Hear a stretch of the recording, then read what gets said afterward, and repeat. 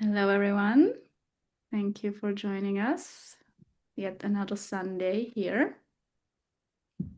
Oh, I must say that camera is very good. Hello, everyone. Yeah, Tari got a new computer with better I camera. know. I'm like He's totally stoked kid about in it. a candy shop. Hey, Deborah. Amazing. It's brilliant. It's the greatest thing ever. Hello, everyone. How is everybody today? How was your Sunday? So, as we wait for everybody to join in, let's just allow ourselves to just get quiet.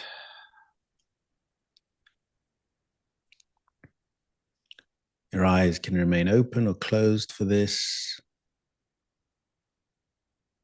I don't need you to do anything other than to just be.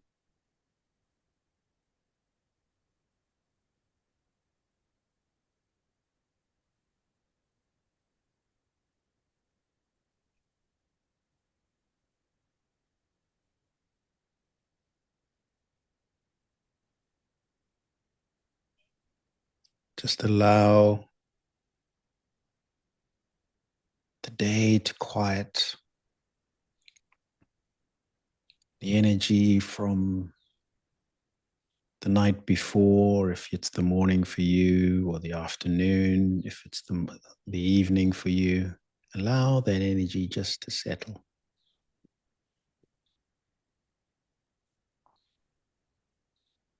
Begin the process of just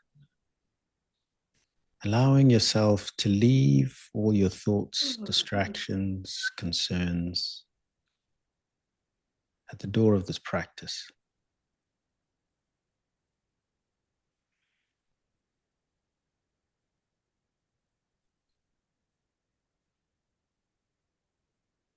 And allow your breath to just fall into the rhythm that it wants to be in right now.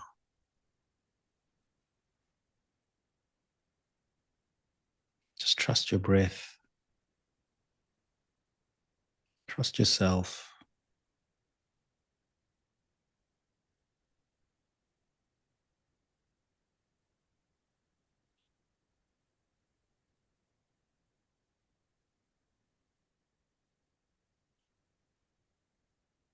Let's take a deep breath in and hold it at the top.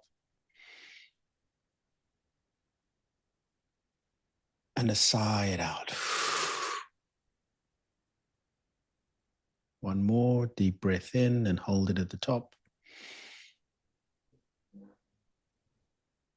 And sigh it out. And last one in your own time.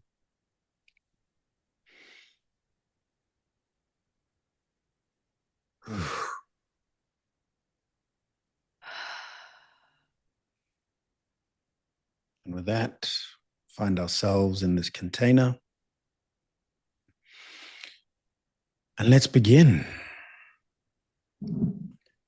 So, as ever, I'll begin with a welcome. Good morning, good evening, good afternoon, wherever you may be, whatever you may be doing. Hello, and welcome to this practice. This practice is,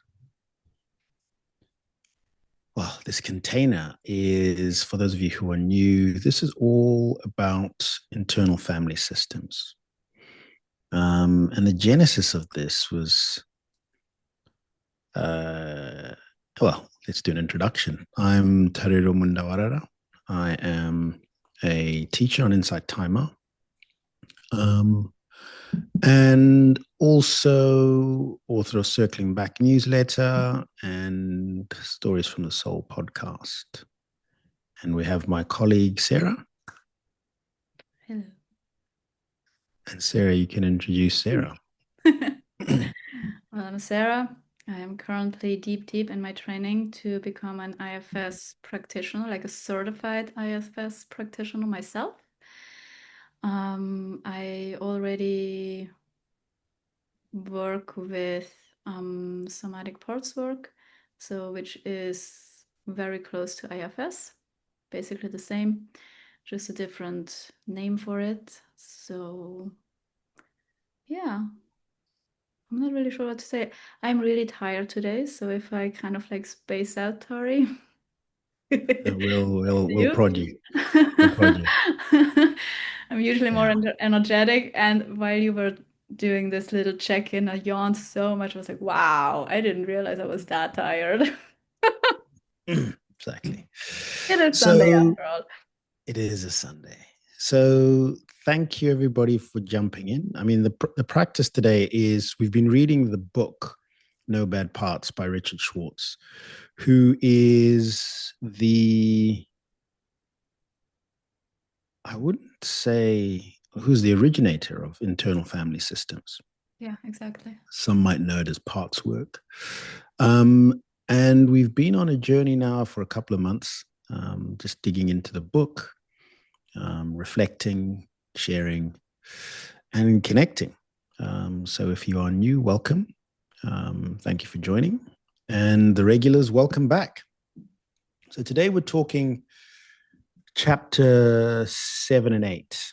No, 67. 6 and 7? Mm-hmm. Is it 6 and 7? No, Sorry. did I get that wrong? I thought it was 6 and 7. I, I I, mean, I, I looked over 6 and 7 here. I don't know. I prepared Essentially, 6 and 7 for myself. we've I'm moved pretty into sure this it's six and section seven. of the book. Yeah, probably. We've moved into the section of the book which talks about self. The first section was really about understanding the different parts, our different parts.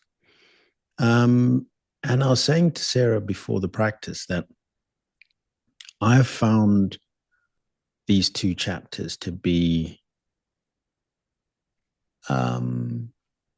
really very comforting. And I really enjoyed reading them. And a few things kind of popped up and showed up for me in this.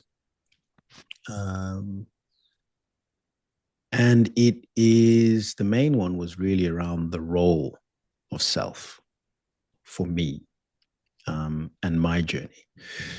You know, almost in parallel to reading the book, I've, started IFS therapy with a level 3 practitioner. And I've been away from therapy for, geez, now that I think about it, like 5 years, 4 years. Really kind of was working in the coaching space. And I found that to be right. But it felt right to come back into therapy, and in particular IFS therapy. And over the last 3 weeks, a lot of has been showing up, and it's been very raw. Hey, Bodil, good to see you back. And it's been very raw. And as I was reading the chapter 6, I was seeing that I think that probably what was potentially happening was a lot of parts were now holding their hands up and wanting to be seen. And, as I've said previously, what I've done in my parts work has really been focused on individual parts and not as the family system as a whole. And I think that's where I am in terms of the chapter of this journey. Is really understanding that and really allowing the self to take that lead parent role and bring everybody and everything together. So, yeah. And look, guys, please feel free, drop any comments, any questions, any thoughts in the comment section. Sarah and I will typically kind of talk, ask each other questions. Sarah will answer my questions. And we go from there. But we're going to start today with a practice. Yes, no, maybe, Sarah? Yes, we are. Yeah. So we're going to start today with a practice. And then we're going to move into discussion of sections, chapter 6 and 7. and then finish off with a parts work practice. So, Sarah, over to you. Annette, the title of the book, I will type it in here for you now as Sarah gets ready. It is called No Bad Parts.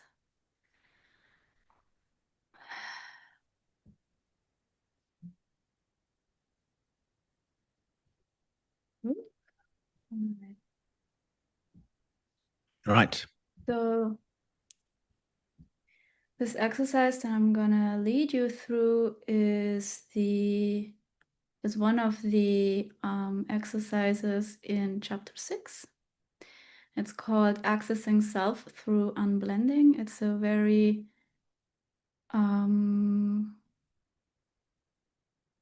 basic, actually something that you can do every day, like a basic practice that you can just do.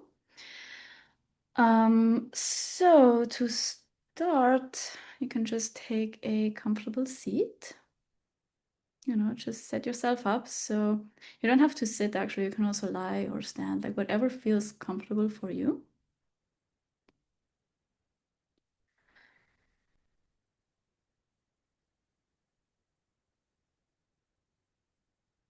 And then you can just take a few deep breaths.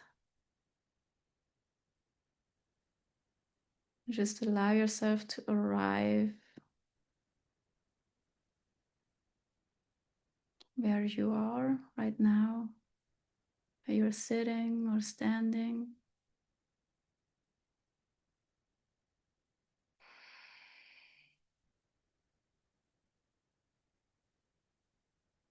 And in your own tempo and capacity, you can take a few deep breaths.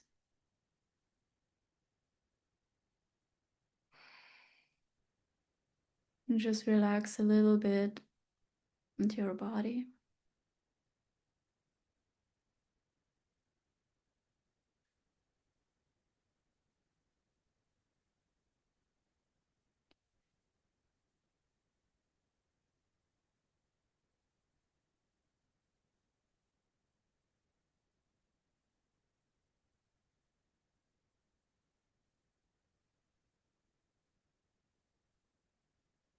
And just notice what is up.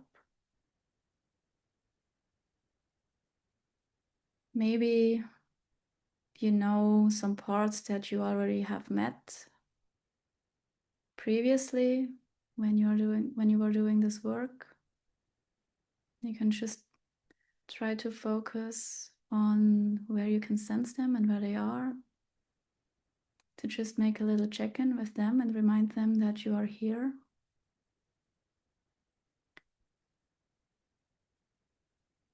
If you're new to this work, you can just scan your body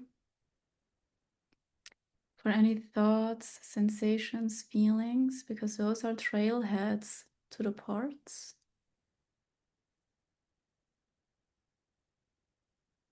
And you can just notice them where they are in your body or around your body.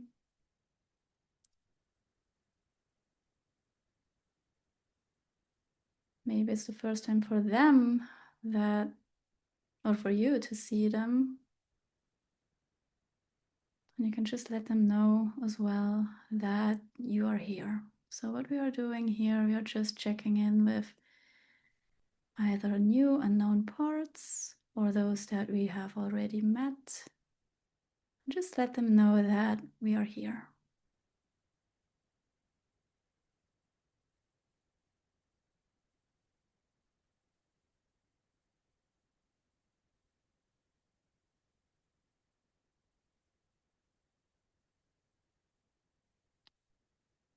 Maybe it's just one part coming up. Maybe there are a few. Now, what I want you to see right now is where those parts are in or around your body. Where can you sense them?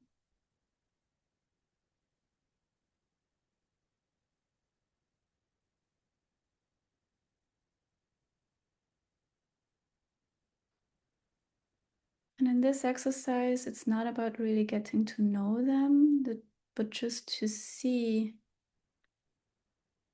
that they are here, to acknowledge them.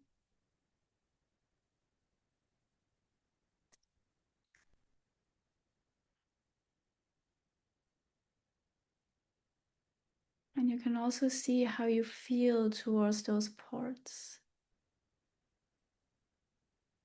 And if you sense that you're feeling anything else than openness or curiosity,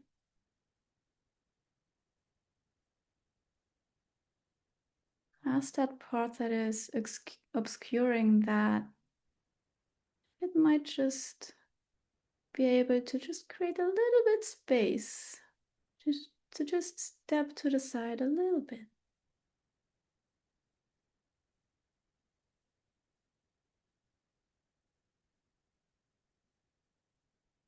Now, if it's able to do that,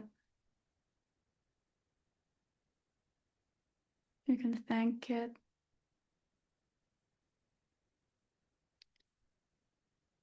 And then look around, see your parts.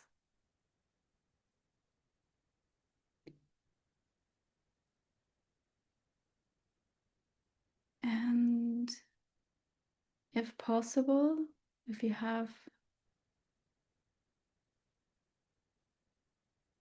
a little bit of curiosity or openness to them, just ask them if they, all the parts that you are with right now, would be willing to just create a little bit more space for you. They would just step to the side a little bit. And you can assure them that you see them, you're here.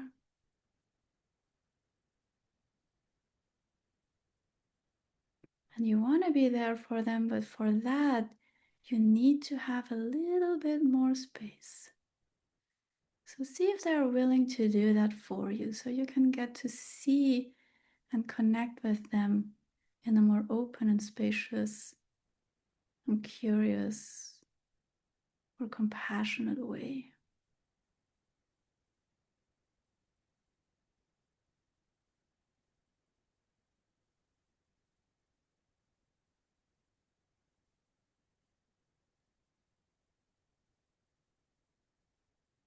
Now, if there are some parts that are not willing or ready to do that, that is absolutely fine. They don't have to. You can then just come into conversations with those parts and get to know them about their fears. What would happen if they stepped aside?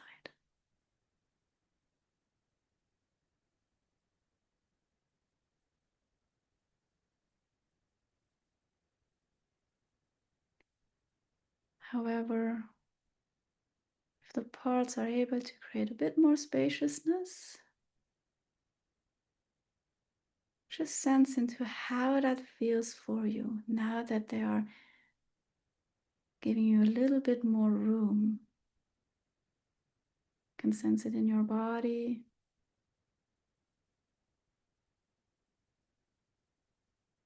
Maybe there are less thoughts, right? Just notice how it feels like. And this is a marker how it feels like to be more in self.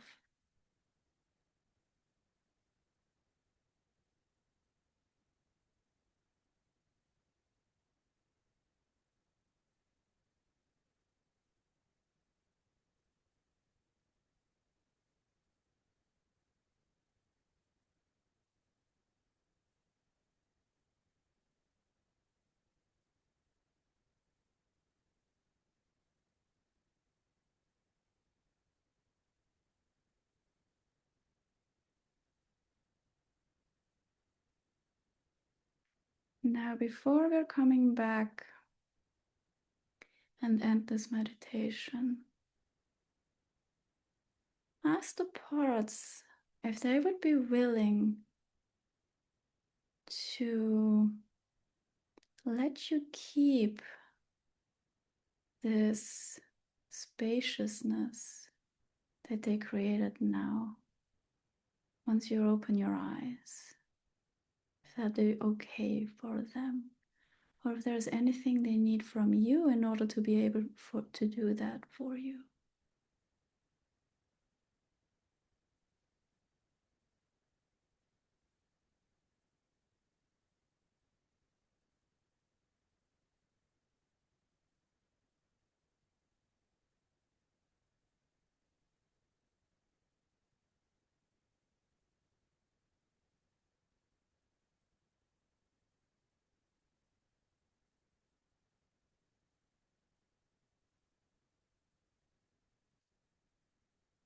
Now thank them for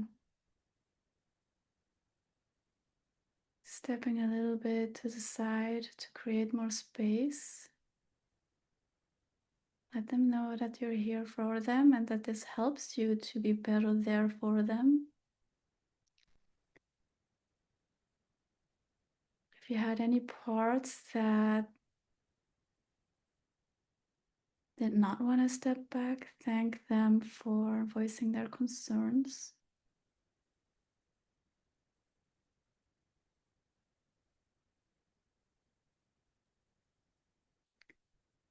And then once more, check in with your parts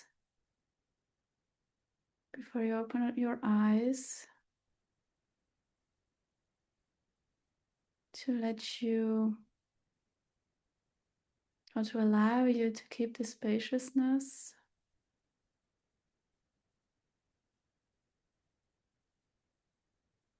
And when you're ready,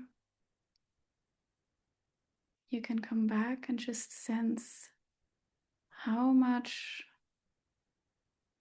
space you still have when you open your eyes, or if parts pop right back in, and that's okay.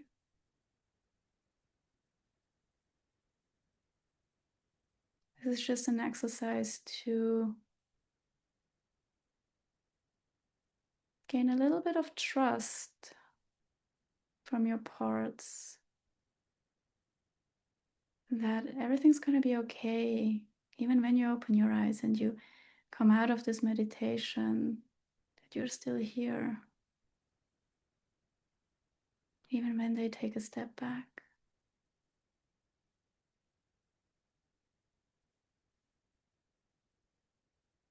So whenever you're ready, you can open your eyes and then just sense how it feels.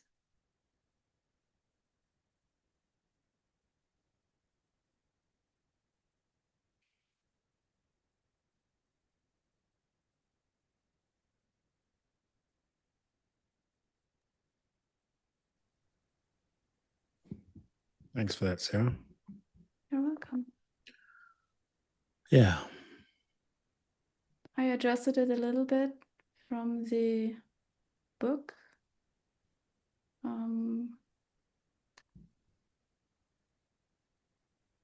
That was good. For some of us, we have never met our parts, so I had to kind of like build that in now.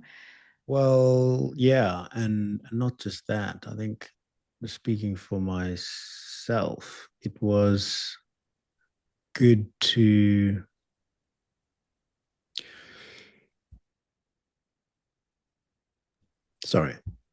have the opportunity to engage all of them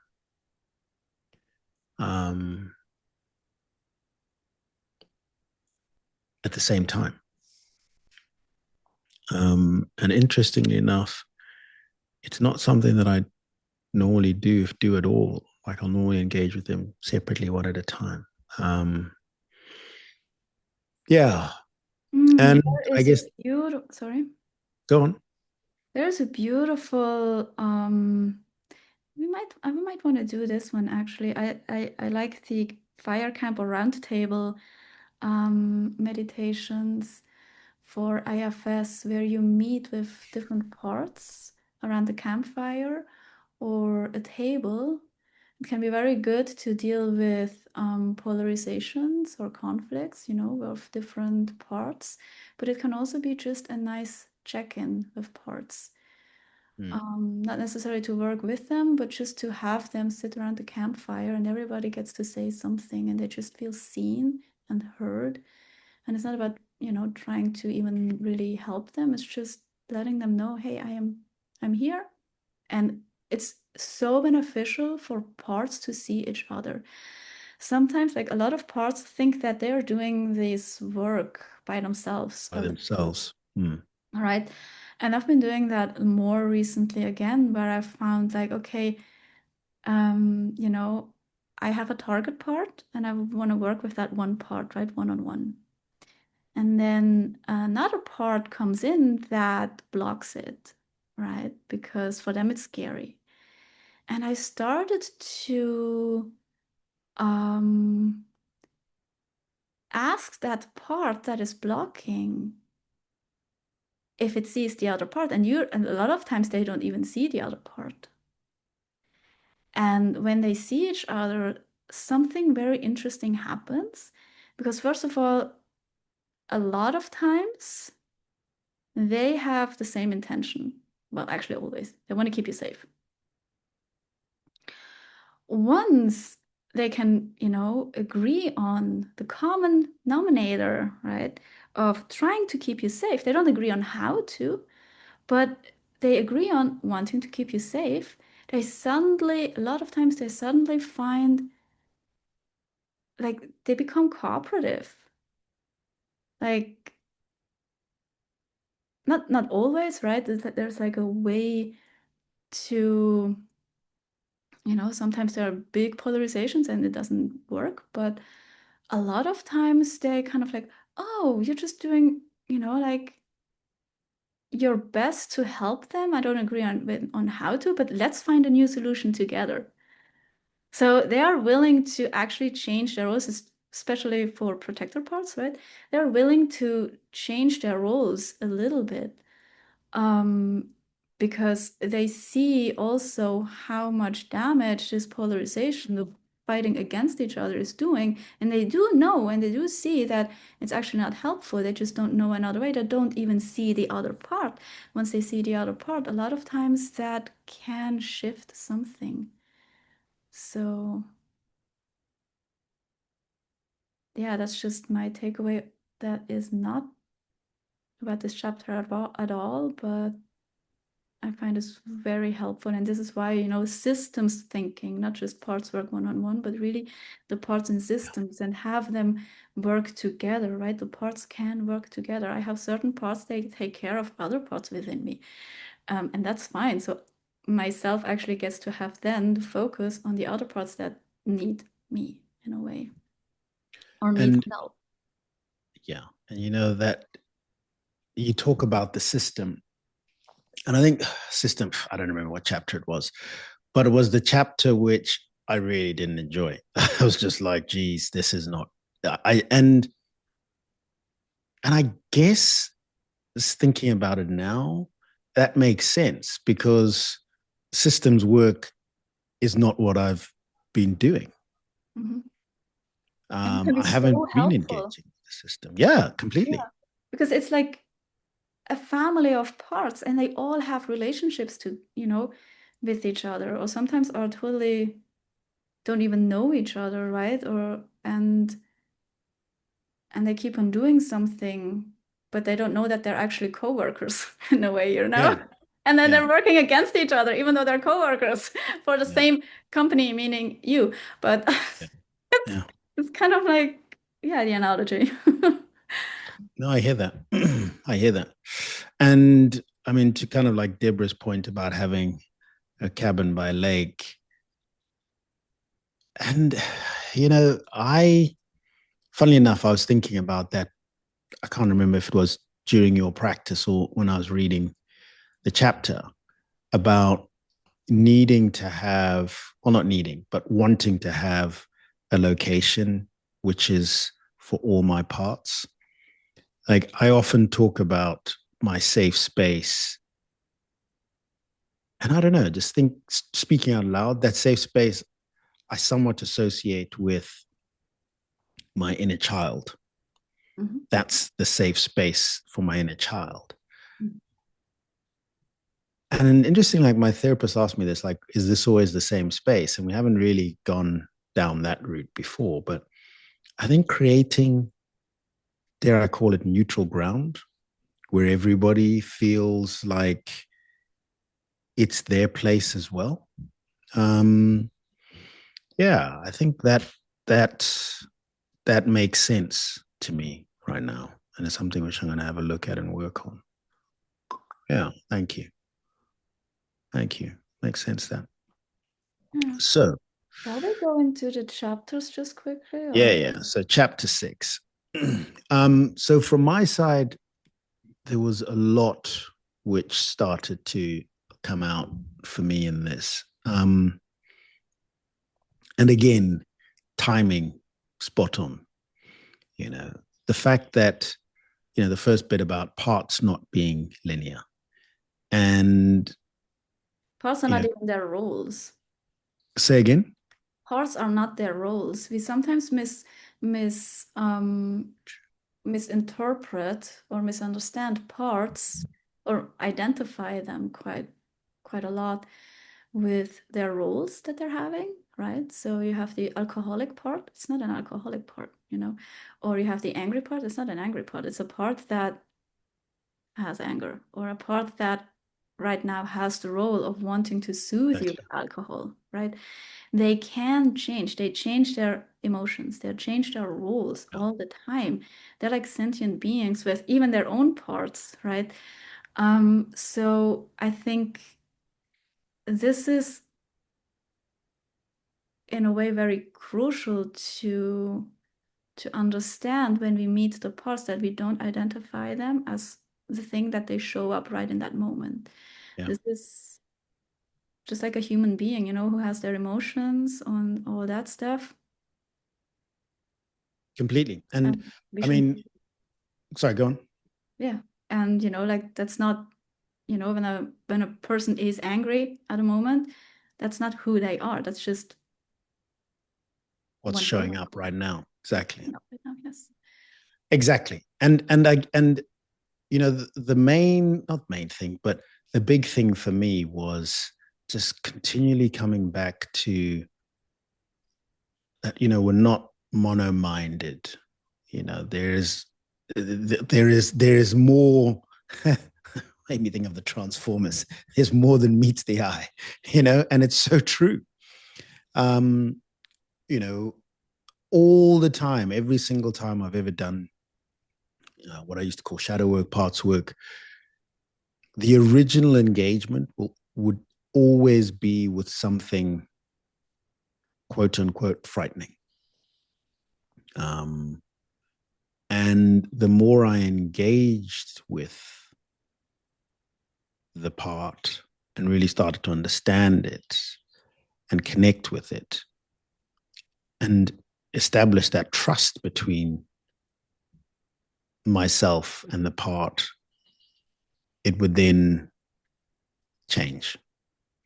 And it Mhm. would change its form, its shape into something considerably softer.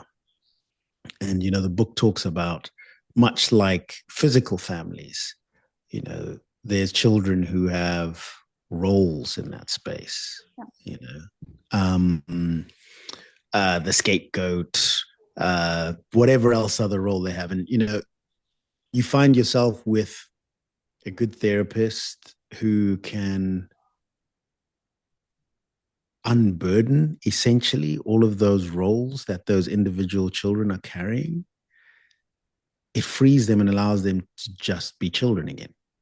Yeah, but the way they do that is that they change the surrounding in the family, right? They change how the parents are, um, like how the parents words how the parents are behaving or treating Yeah, the child, right?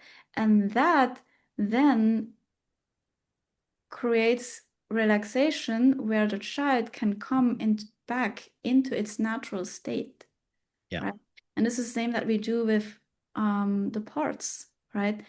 when we change the system that one part is in, right? We have a system with different parts, and when we change the system, that drives one of the extreme parts into one of the parts into the extreme role, right? Then that part gets to relax and is able to kind of like let go, or at least, or let go of that Release. release. Yeah, exactly. Release that role that it has been doing, Having to play. that it Mm, thought it had to do, right? To keep you exactly. safe, right? Once it feels safe, it doesn't feel like it needs to do that anymore. And it Exactly. can, become a resource for other gifts, like they all have their own gifts that they're bringing. So the inner critic might become your inner cheerleader, for example, or Exactly. the shamer becomes, maybe someone who's discerning, but not, just whispering, not like, ugh, Exactly. going on like really harsh. Um, I mean, whatever it is. And the aspect, and I think this is something that, that the book talks about in those two chapters, is the self, right? The aspect that can navigate the parts is the self energy. And what we did in the exercise is exactly, how do we access self energy? And also what the self is not. And I think this is something that I found for myself very interesting in this chapter, to just be reminded of it again. Self is not ego, or it's not even Mm. witness consciousness. Self is not passive. And he says in the book that, where is it? Gotta see. Ah, la, la, la. Here it is. It's not compassionate to passively watch suffering beings parade by, be it your inner parts or beings outside, right? So self wants to help, not fix, but help. It's not just, like I used to do a lot of those meditations, kind of like Vipassana meditations, where you are with what is, you're just observing, but like witnessing, right? But that's where it stopped. Like it's a great beginning, and I needed to, connect with how I was feeling through that practice. But in the end, it is not really helping. You learn to be with what is, but there was something missing. I don't know how to put that in words right now. What do you mean? What practices? Just being with what is, like observe, witness. When you're in a meditation, you're just sitting and you're just kind of like, okay, what do I feel? Okay, I feel sadness or a sad part come up. And then you just be with that, you know, but you don't really come into a conversation Hmm. with the part. And Hmm. when you are in conversation with the part, you can help the part.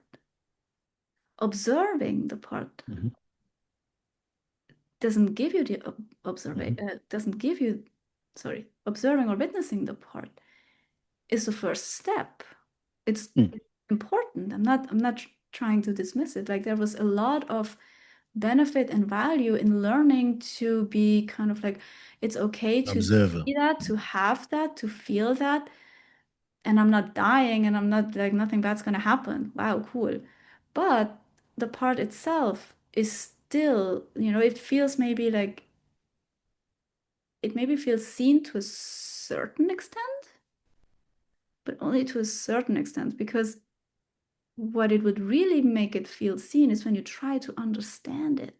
And through the understanding comes compassion. And through the compassion comes the, quality of self to wanting to help that, not to fix it, but to help that.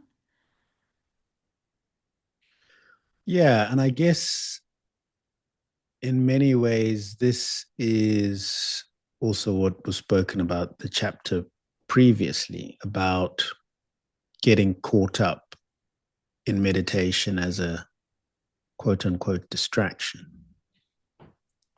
Um, in that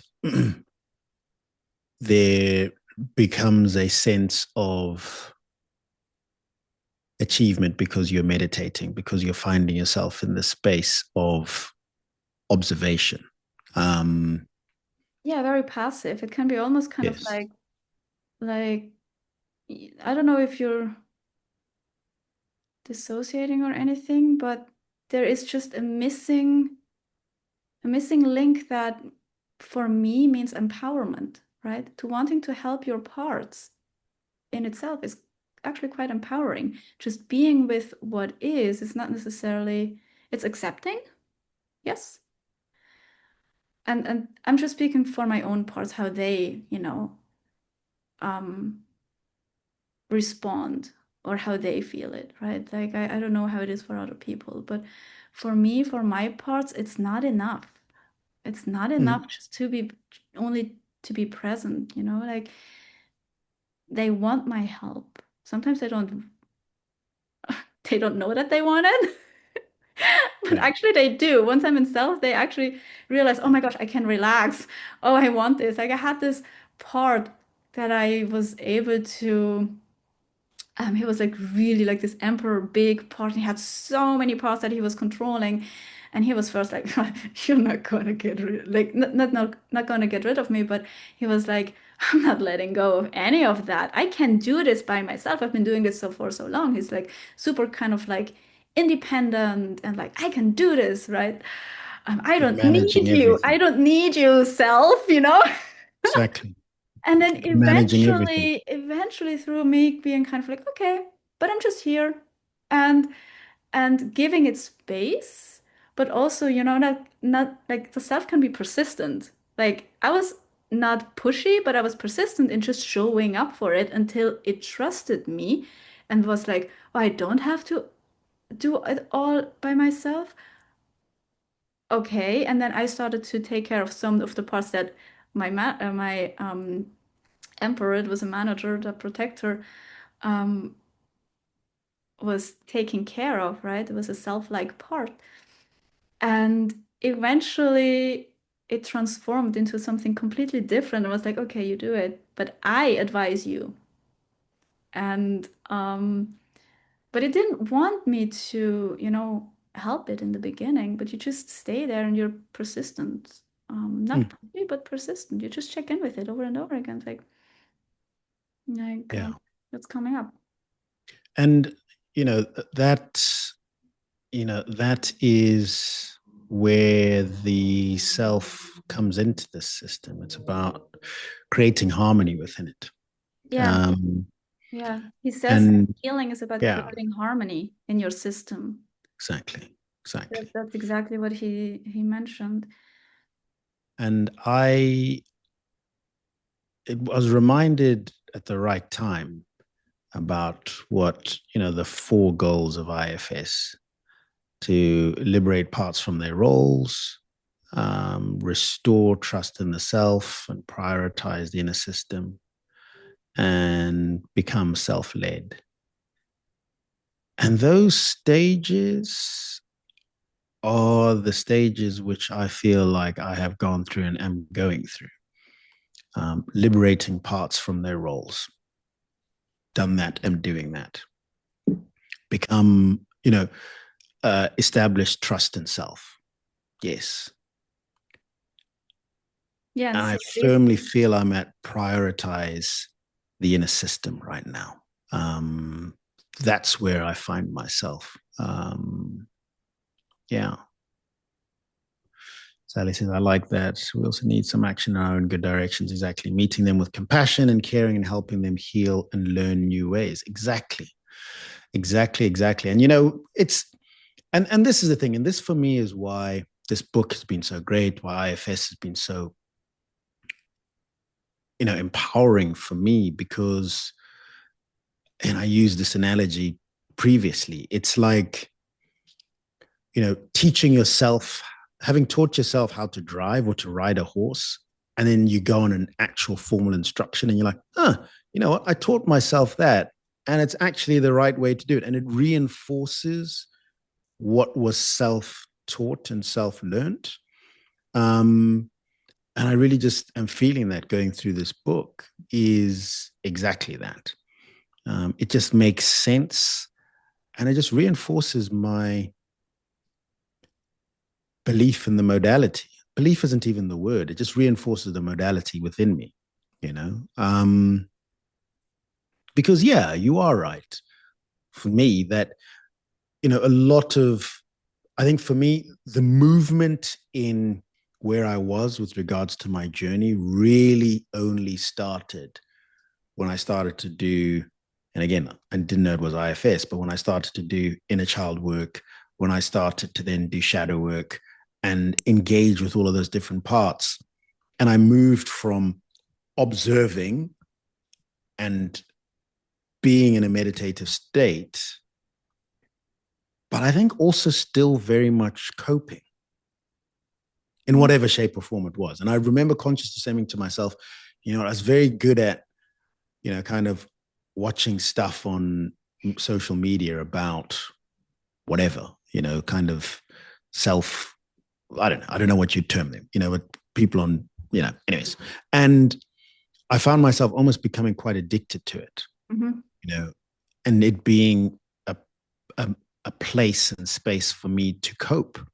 Oh, yeah. No, I totally agree with what you're saying. Yeah. No, this is great. Yeah. Consume, consume, consume.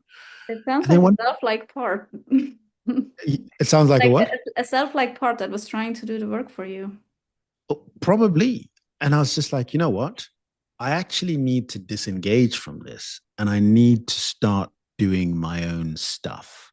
And I didn't know what that stuff was, but that's when the shadow work started to come, and moving through that process of, as you said, connecting, understanding, building trust. I was able to shake things off and get some forward movement. Mm. Very definitely get some forward movement. Um, We, so yeah, I just wanted to just give one little quote from the book. mhm. And it was, an exile is healed when oh gosh, I can't read my own writing.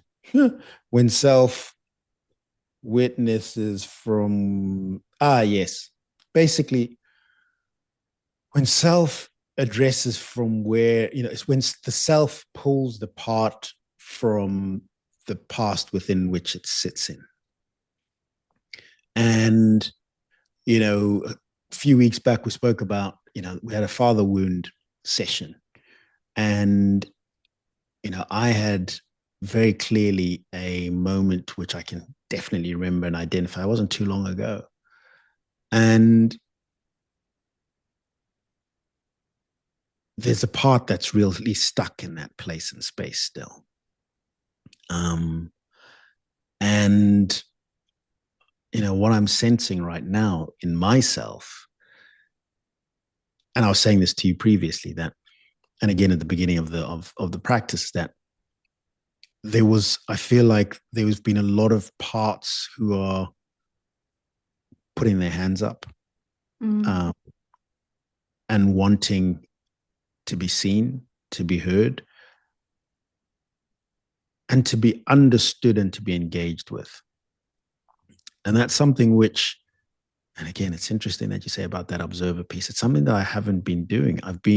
I've gone back into that observe space of, oh, how do I feel? Blah, blah, blah, blah. Like, and not really engaging and building trust. So I identify the part, engage with the protector. Well, I establish the protector part, but I haven't been working with those parts to develop a relationship and to develop trust. What do you mean with you established the protector part? So I've done step one, as in, right, here is the image, here's the shape, this is the feeling, this is where how old it feels, the part, and then leaving it there. Okay, I mean, we don't always have time and space to always, engage. No, I know, I With totally it. understand that. I There's totally also that understand that. that aspect, right? When you're just out and about. But like one simple thing, if I may add, Mm, um, is, and honestly, I'm not one who always does it either. mm, It's a little bit of a reminder for myself too at this point. Um, but one thing that can help is just the way how you just say hi to them, like noticing that they are here. mm, Oh, I know it's here. And sometimes it just doesn't need more, especially in your day-to-day life when you have a lot of stuff going on, to just say, "Hey, I see you, I'm here." mm, mm. And letting that part know, meaning coming into contact means to talk to the part. It can always be, or it can only be, no, sorry, English. It can also just be, saying, "I see you, I am here. Thank you for letting me know that you are here. Yeah. If you have more time, you can check in, like, what do you need, what you want to tell me. If you don't have time, hey, let me know. I want to check back in with you another time, right? Mm. Um, and if that's not possible, you can just, also check in, kind of like, okay, how do I feel towards that part? So, ooh, there's another part that doesn't want to have it, right? Like that's like annoyed by it or something. And then you can be like, okay, I see that part, right? Mm. Um, and just it doesn't need a lot in our day-to-day life. No, I agree. And I hear that. Full stop. I am also very aware that I have, and I was saying this to you as well. I've found that a lot of parts have been coming up and have been speaking to me about family and engaging with family. And most certainly, that a lot of that is with my physical family. Full stop. And the book talks about this, I think in chapter 7, pretty much.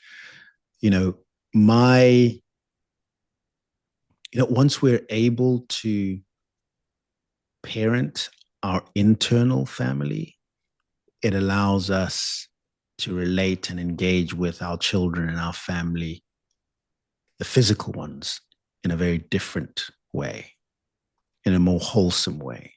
Yeah, I love what he says about, I'm going to quote it, IFS can be seen as attachment theory taken inside, in the Yes, sense that the client self becomes the good attachment figure to their insecure or avoidant parts or whatever parts are up, which then releases your partner, your family members, even your parents, exactly. right, when you're at a certain age, from that role, from that primary caretaker Caretaker. role, Yeah, right? Because you're becoming the primary caretaker and they become then the secondary caretaker, right? exactly. So this Exactly. also kind of like frees up their Exactly. energy in that system, right? In the outer system. And 100%. I just find this so beautiful. And this is something that I have realized in my own family so strongly once I started this work, and how relationships in my family have shifted because they don't sense my parts wanting their validation, right? Mm, Or mm, wanting them to save me or fix me, right? But I am taking care of me. And yes, we have needs. We can communicate those needs. We can have other people meet our needs, right? This is not exclusive in a way where you're kind of like, I'm only reliable for myself. But in the way where you communicate that, in the way you're able to handle, people saying no or I'm not able to, right? Um,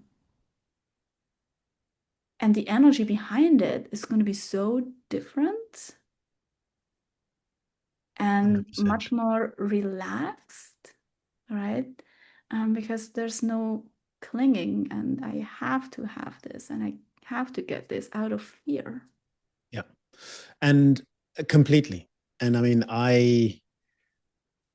one of the things that I'm kind of working on in the background is a um, practice, which I've kind of titled Becoming Your Best Friend, which speaks exactly to that.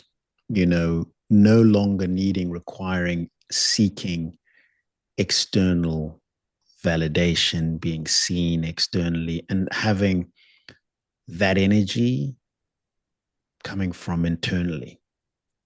And that for me has been what my journey essentially has been.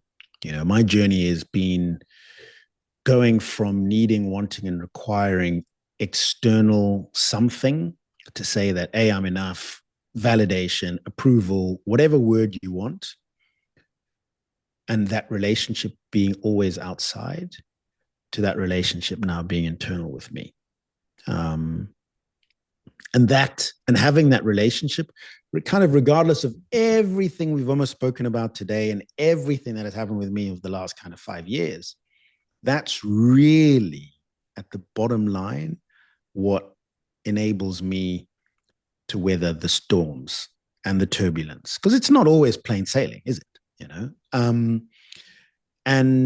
And having that relationship with self has really stood me in good stead. Stood me in good stead, I should say. Um, yeah, yeah, yeah. And I think that is again well played. Um, it's found us coming to the end of chapter 7, essentially. Um, Um, yes. No, yeah. Karen, what were we going to say? So, he talks really about self, right, in those chapters, and as we have said it numerous times, probably numerous times in the past lives. I just wanted to repeat that because he also goes a little bit deeper into it. So, what is self, right? We already said what it isn't. And one part that I also want to mention is that self is not observable. Okay, so when you are doing a meditation and you see your quote unquote self, then this is a self-like part that most likely has taken over. Like self is like the consciousness or some form of consciousness that is the observer, helper, etc. Right? So you cannot observe self. I think this is also very critical to know when we are doing the work.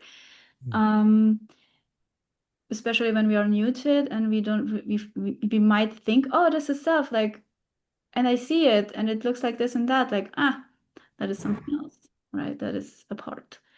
Um, and then he also talks about the qualities of self, right? So what is self then, and he talks about the 8 C's, and we've mentioned that in those other lives as well, right? Meaning usually starting with curiosity. That's like the easiest way to start, but there is actually no real order to which qualities self has in a way. But they are curiosity, calm, confidence, compassion, creativity, clarity, courage, and feeling of connectedness.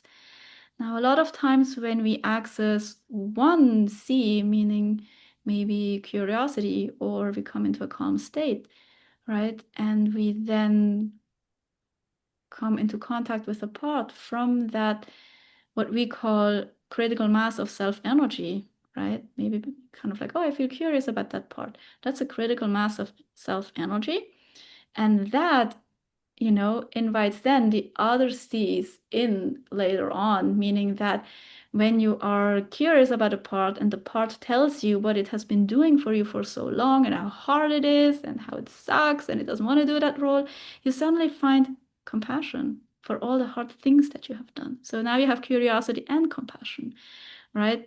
And maybe you find then, a creative way to deal with it, right? So we have creativity, then you have those three C's, right? We don't always have all of them, but a lot of times it kind of like builds up that you then just have other elements of those eight C's coming in later on as your mass of self energy also grows, right?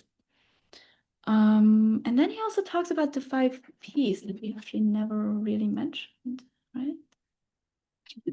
So I wrote them somewhere, but I don't. It's playfulness, patience, persistence, and two more. Do you remember them? I think you've got a first edition of the book because I didn't see this in any of the chapters in Oh, chapter no, no, no, 6 or no. 7. Here, I found it. I found it.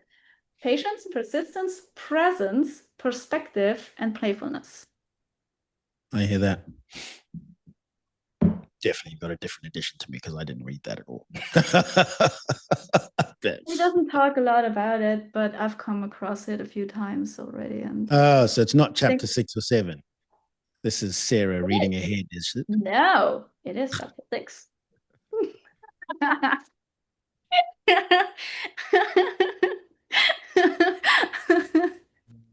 It is in the book. I highlighted it. And I'm looking at it right now. um, look, no, I hear that. I mean, the Oh, one chapter from 7, sorry. there we go.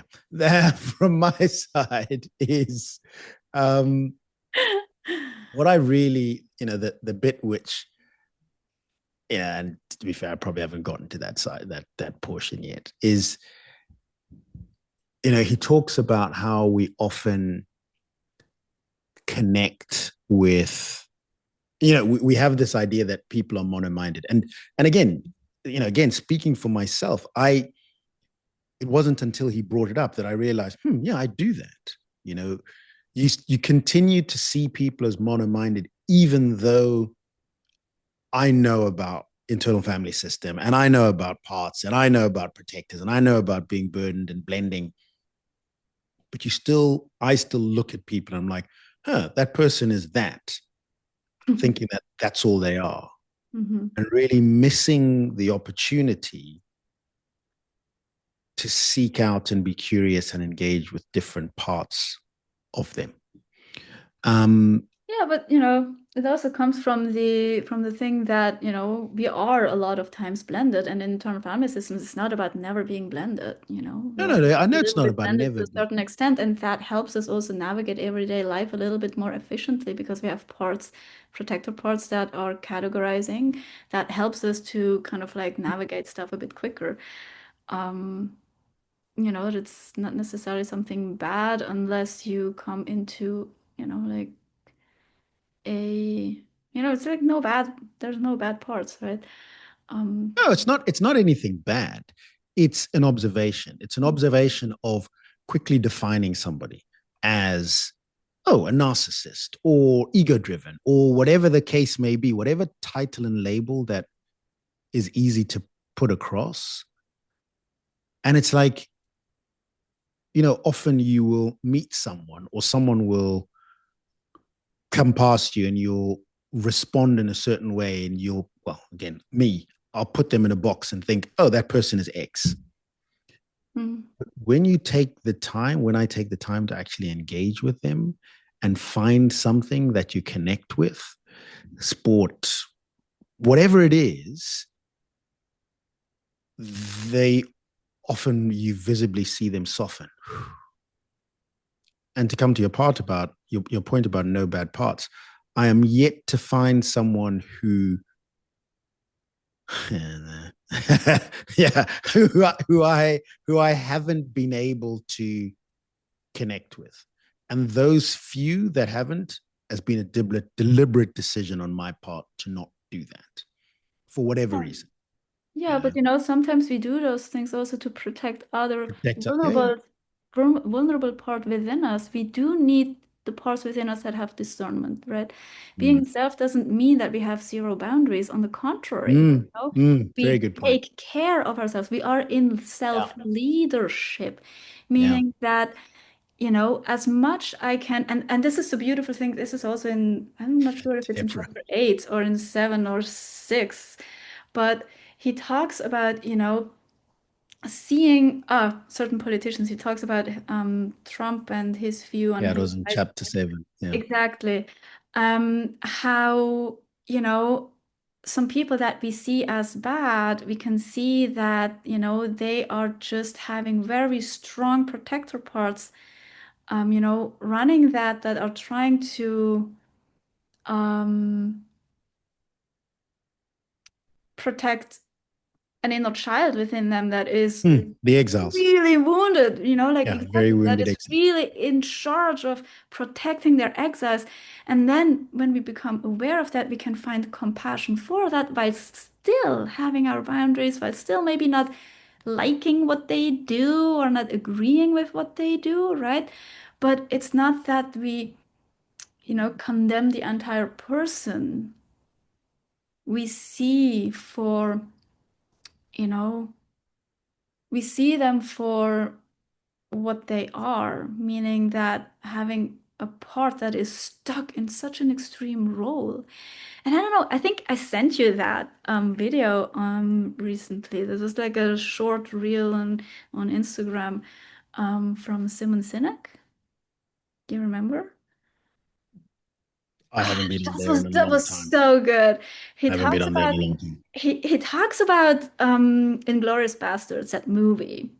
Hmm. And there is this actor, Christopher Waltz, like this Austrian actor, that Hmm. plays a Nazi, and he plays him so good, and he's scaringly evil, right? Hmm. So he's saying that Christopher Waltz was in that interview with a reporter, and the reporter asked him, like, Oh, yeah, no, I have seen it. what Yeah. did you have to access within yourself to play that evil character? Because it was so genius, right? Like how he did that. It was so scary. Mm. And then he was just sitting there and totally confused and be like, he was not evil. And that's the point, We all think, and our parts as well, we all think we're doing something good. Mm. Exactly. That's the hidden good intention, Exactly. right? So that Nazi guy was thinking he was doing, like Nazi guy, like the role that he was playing, he was thinking that he was doing something good. Mm. And that's why he didn't, portray it like this classical kind of like weird evil dude where we totally, Exactly. kind of have like this, I don't know, it's almost kind of like caricature, right, of Yeah. evil. That, essentially he was saying that I think that the kind of summation of it was he didn't think he was evil. Yeah. And And that's completely it. Yeah, and guess what? If everybody thinks that they're doing something good, exactly. just like when we are, coming from the assumption that all our parts think they're doing something good, right? How then can we meet that with curiosity to learn more about it? All right. Exactly. What is really driving them? Yeah. Like, and And then that was so good. Like, I've had to do that a fair amount. Um, you know, approach things with curiosity as opposed to, I don't know, I want to use a C word, contempt. And take a breath and try and understand what the person is saying as opposed to what I am hearing. Um, and it's not easy. It's not easy at all. But I guess, as you said, it's that fundamental belief that people believe that they're doing good. Someone Even though it's treating you a misguided. certain way. Yeah, someone treating you a certain way, or someone managing you a certain way at work, or a partner, engaging with you in a certain way. They believe that they're doing good. Even if it's completely misguided. But then, like Exactly. how can you meet that with not maybe not gratitude, but maybe grace? Well, for Like kind me, of like understanding, like I understand where it's coming from. I think it's Um, curiosity for me. It's curiosity in what is it that I need to learn about myself in this situation. And when I do that, that's when I can unblock and hear what's trying to be communicated. mm, And I think that's where this whole kind of definition of ego comes up for me, at least. And you've said it's a combination of protector parts, not an individual. And that's what it is. It's just protectors. It's like a shield wall. They've just come up and they're like, right, we are not letting you, this, or any of that get in here. And once you start to allow that engagement to happen and to engage with those warriors on that front line and have them trust to lower their shields, you know, it's a very different engagement. And, I have that kind of vision of the First World War where the soldiers played, allegedly played football with each other in no man's land. And that's essentially it, isn't it? It's softening and not seeing that other person as evil and seeing them as a mother, a father, a brother, a sister, a husband, a wife. Yeah. Yeah. mm-hmm. Feels And I complete. think we can leave that there. Yes, I was just like, wow, that was a good last word. That feels complete. Exactly. And Deborah, I hear you when you say soften you in grading assignments. I educators, I always have a soft space in my heart for educators because A, you guys don't get the recognition that you deserve. And B, it takes a lot of patience and it takes a lot of understanding to do what you do. Karen says, so how do we forgive evil? Whoo, wow. What's the part that tells you that you should forgive them? Why do you think you need to forgive them? Say that again. I didn't hear that. I Why do didn't you hear that. think you need them to forgive them? That's it, my first impulse that comes up. I don't know. Just kind of came up.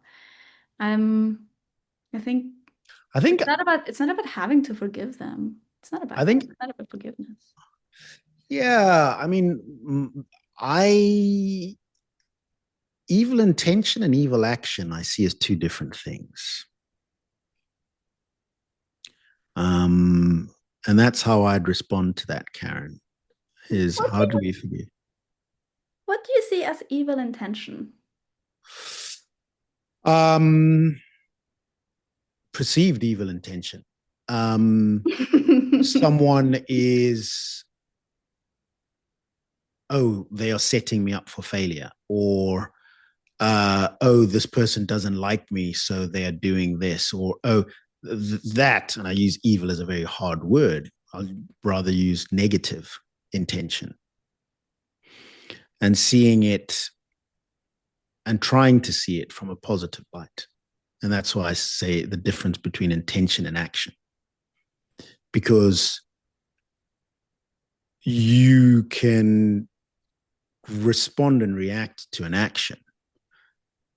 Okay. But intention is a different thing, I believe, at least. But if everything has a hidden good intention, That's Yeah, but for that's it. That's what I'm saying. It's like I'm ah, saying that, yeah, there's positive intention in, yeah. looking at things from a positive perspective, because it is easy. The default is to see this as in some form of negativity. And I think maybe we don't even need to, like sometimes it's a bit difficult for parts within us, right, to see that. This is usually like self automatically sees the hurt behind the actions. Yeah. It is often a part that is kind of like, oof, I have to protect myself. And I'm not saying the part is doing something wrong at all, because it can be really helpful that the part is discerning and it's trying to keep you out of harm, right? Yep. This is very important. Um, and this is what I would focus on, like this whole dynamic, and not on the forgiveness itself. And Deborah, it's interesting you bring that up because that book popped up. I don't know, was it you who brought it up? But that book has popped up for me a couple of times in the last couple of months. I think it's one which I definitely want to look into. You don't need to forgive. There's no need. If you're feeling compassion for them, it seems that what you're doing is forgivable. Yeah. Yeah. Yeah. Safety should Should precede always forgiveness. precede Yes. forgiveness. Exactly. The safety is Exactly. more important than forgiveness. Exactly. Exactly. Exactly. And Elizabeth says, how to help them to stop keeping me moving in a direction that is one of my comfort zone, while knowing that asking them to stop could be. Hold on. I need to see the context of your question, Elizabeth. How to help them to stop keeping me moving in a direction that is out of my comfort zone. What do you mean by that? Is that a part that is moving in a direction? Is there a part that is moving you out of in a direction that is out of your comfort zone? Oh, I see. Okay. Okay. Think I see. You don't need to Elizabeth like says, how do I help them? There's a part do not want me to start a new career. hmm. Well, I think you've already it's scary to them. Yeah, I get that. It can be scary. Exactly. Yeah, it can be scary. The first thing that you can really do is, like you said, engaging, listening, um, acknowledging how they feel, that it might be scary, become curious what their fears are, and then offer help. Ask them what they need, how you can help them, if there's something else that they're protecting with it. Then just see what comes up. Exactly. Curiosity. And in that curiosity, it's really, everything that Sarah's saying is just asking questions to help you understand what is beneath it all. Mm-hmm. You're welcome, Elizabeth. Right. So with that, I think let's call it a day. Thank you very much, Sarah. Thank you very much, everybody, for your questions, for your engagement, for your time. And yeah, I think we'll just close it out. Can I do the closing? You can do the closing. Just had an impulse come up. Go ahead. I'm just like, oh, I want to do this. No, go ahead. Please do. Okay. I just wanted, in order to close, just do a little check-in with you, because we've been talking a lot about self and parts and all that stuff. So to just kind of like do a little circle back to how we started, just a little mini check-in to just check in with the parts that might have also come up right now. Just a very quick one. Would you be willing, ready to do that? Yeah, no, let's do it. Okay, cool. All right, so you can just, if you want, if that feels good, close your eyes, get a little bit comfortable.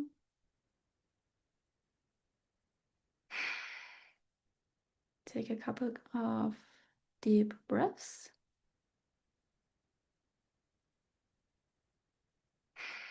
And then just draw your focus inside.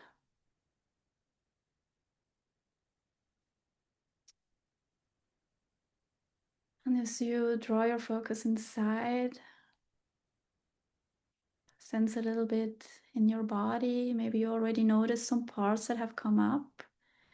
Maybe the ones from the first meditation. And to just reaffirm, especially the ones from the first meditation today, that we are really here. Just want you to sense the parts in or around you and just tell them that you're here. You can say, hi, I'm here now. Or hello, I'm back.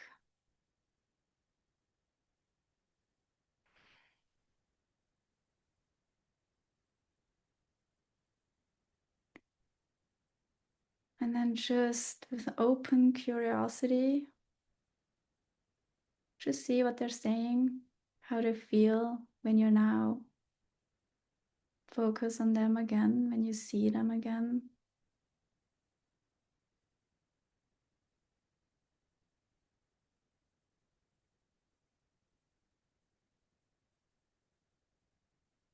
Thank them for being here. You can place your hand on your heart in gratitude.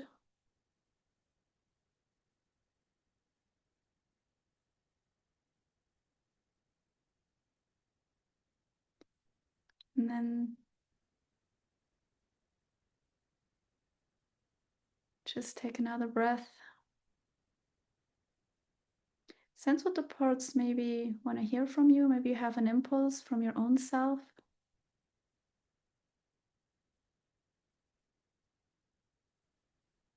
If not, you can maybe tell them that if it feels right for you and correct for you, that you want to get to know them, you want to reconnect with them, or maybe you can just tell them, hey, I'm here, I see you. Whatever feels right for you.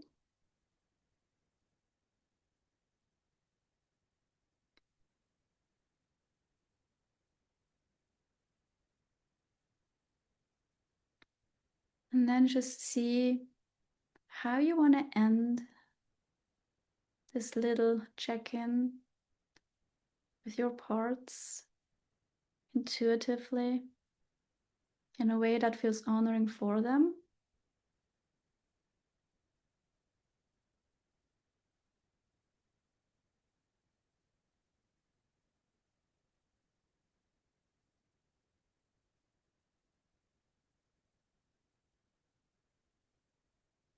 Maybe they need you to check in at another time again. Maybe it's just a thank you. Maybe they have a little bit more to say. And whenever you are ready, and the closure feels right,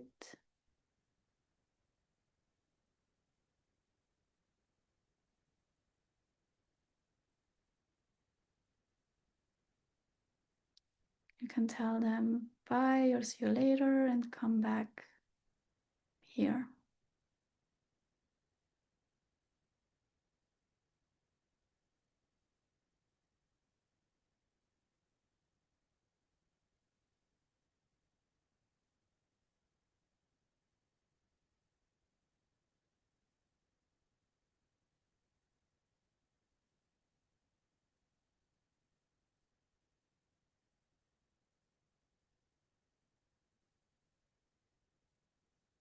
Thank you, everyone, and all your parts for being here today. Yeah. Thank you all. Thank you, Sarah. Deep bows to you all. Have a good rest of the week. We'll see you all next time. See you next time.